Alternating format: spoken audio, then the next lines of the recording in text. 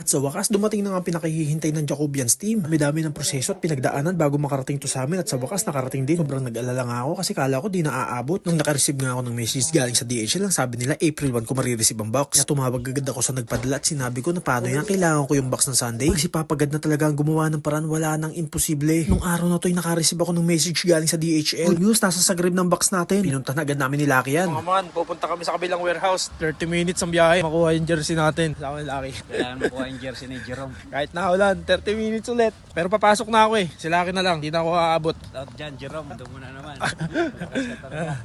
And I would like to say thank you so much from our sponsor from Pakistan, Yakub family, especially for Mr. Shabir Yakub. We are Jacobians community from Croatia and Europe. We are thankful to our Jacobians family from Pakistan for this excellent gift. Thank you so much. Siyempre excited na kami ni Lucky niyan. Ang una kong ginawa, sinigurado ko munang wala talagang naiwan. Buti naman, God bless at wala naman talagang naiwan. Kompleto ang lahat. May nakakita ko na uniform ni Lucky, binigay ko na agad. Nga niya nasusukat bakas na sa mukha niya yung saya. Siyempre nakaka-proud naman talaga dahil sa konting pagbibideo natin, nakakuha tayo ng sponsor galing pa sa ibang bansa. Ito na may pinakitaan pa tayo ni Lucky ng konting biceps niya. May abs rin yan, hindi lang pinakita kasi isang buo. Sabi ko, itago mo na lang, baka wala pa. Napakaangas, outfit check. Siyempre, hindi mawala ang ating bida, baka Boss Jaden niya. Natapos ng sukatan at pinalagyan ko na ng pangalan bawat isa. Basic na lang kung iabot natin sa mga player natin yan. Kaya sa Jacobians teams, be proud. Maraming nagtitiwala at nanonood sa mga laro natin. Huwag kayo mapapagod o magpapabaya sa sarili. Laging magpapakondisyon at magpalakas. Magtiwala sa taas at mananatiling bilog ang bola.